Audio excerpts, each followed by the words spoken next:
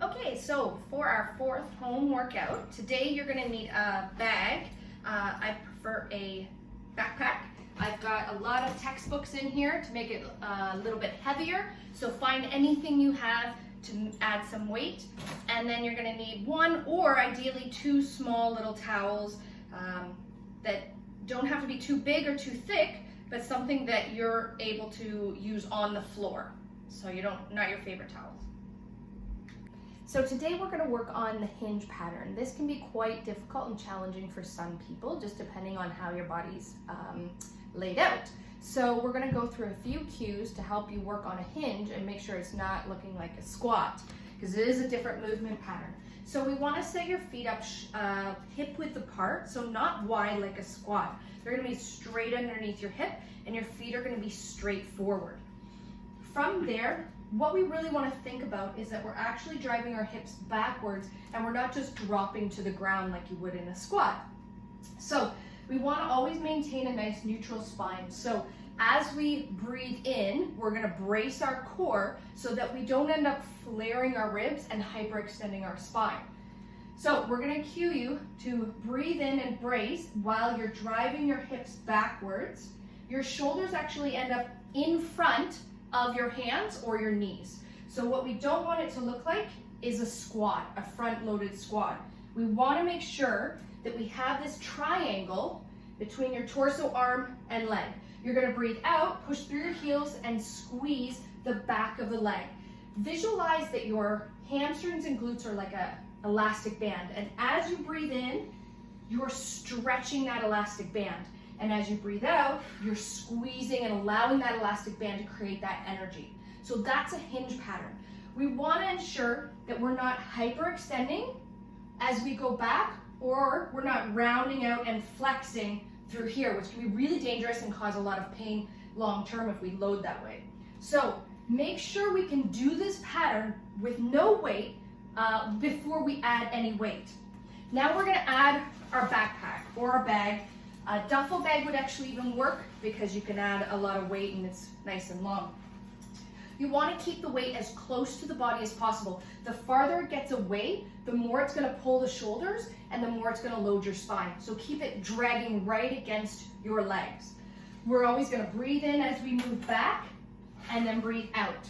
So if you are short and you don't have a lot of movement, you can always stand up on a step just because the bag might take up a lot of space. So we're going to breathe in and keep that neutral spine and breathe out. Always think we're stretching that back of the body and we're breathing out and keeping up.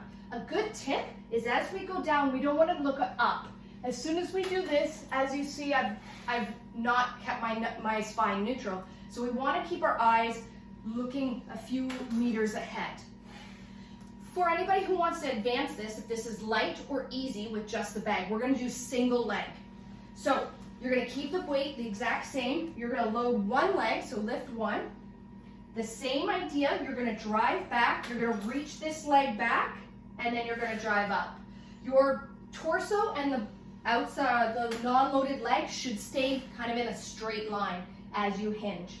We want a slight angle of the knee. So it shouldn't be locked out, and it shouldn't be bending forward and loading the quad. We want just a slight angle caused by that hip going back. So if you're going to do 2 feet, aim for 10, 15 because it might be really light. If you're going to do single legs, aim for 8 to 10, again depending on how much load. If you have dumbbells or any bit of weight, use that as well. But you should feel that pull on the back of the leg and not in the lower back and not necessarily in the quad that much. Our next exercise is a little bit of core, a little bit of dynamic movement. So you're going to set up with one foot just slightly behind the other, and the weight is kind of distributed between both. You're going to grab your bag, I would say kind of on both sides. The leg that's back, you're going to start with the bag back on that hip. And from there, you're going to throw it over your shoulder. Add as much dynamic movement as you want, but it should be your core that's decelerating that movement, and it's not just a slow movement. We want to get that core working. So the harder you throw, the more your body has to brace your core so that it doesn't take your body over. So think about like shoveling snow or something over your head, and you're just gonna work up and over the shoulder. So aim for about 10 to 12 on each side. As you get the movement, either add weight to your bag. If you have a dumbbell or something, just try to figure out a way to hold it. 8 to 12 reps, depending on the weight and where you're at. Okay, so for our next exercise, we're gonna work on the hamstrings, which is the back of the body. They're big muscles, and they tend to not get a lot of use, especially since we're mostly all sitting a lot right now. So these muscles are really, really important to prevent injury and prevent pain to our knees and our hips. So I'm gonna take 2 little towels. If you only have one that you can use, that's fine. 2 just makes it a little bit harder. So I'm gonna fold them, and I'm gonna put one under each of his heels. Now, your toes don't have to be up per se, but I don't want them flat because I don't want you pushing through your toes. So your hands can be out wide or closed, whatever you're gonna feel more comfortable and more stable, because it's quite a tough exercise. So we're gonna drive our bum up. From there, you're gonna push your feet out and then curl them back in.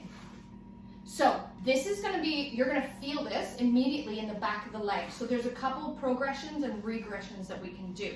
So we're gonna bring his bum down, and he's gonna drive his feet out, bring his bum up, and pull the feet in. Bring his bum down, drag them back out. Or pull your feet in without lifting. Now bring your bum up and drive your feet out. Drop your bum, bring them up. So this is just doing the eccentric, or if you do it the other way around where your bum is down on the pull, you're only doing the concentric. So depending on where you're at, drop your bum, lift your hips, whichever you can get through some reps. This is a tough exercise. You're gonna feel it in the back of your leg. So even if you just keep the reps to 4 or 5, and then the next time you do it, add a couple reps in, because you are gonna feel that in the back. You might feel some seizing. That's just the muscle trying to wake up and trying to work. So if it's really bad, just do 1 or 2, and then try 3 or 4 the next time, but work with what your muscles are kind of telling you what you can do.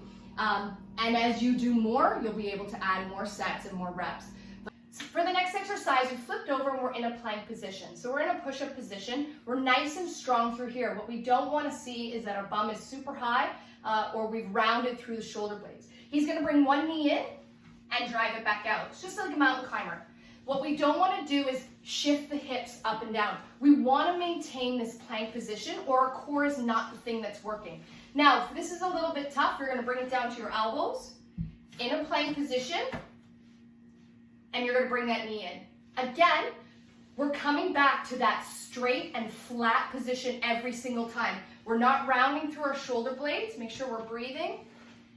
And our arms aren't connected here. We're not praying. Our shoulders aren't rounded out. So this is nice and strong. So aim for 10, which means that's 10 on each side. If you need to drop your knees and take a rest in between, that's fine. Okay, our last exercise is one last core. Just a little bit different than our last one. So you're in a plank position. This is what's most important. If we can't maintain a good, strong plank, then we're not going to add the bag, we're not going to add the feet, right? So work on this first. If this is good and strong, you're going to have that bag in front.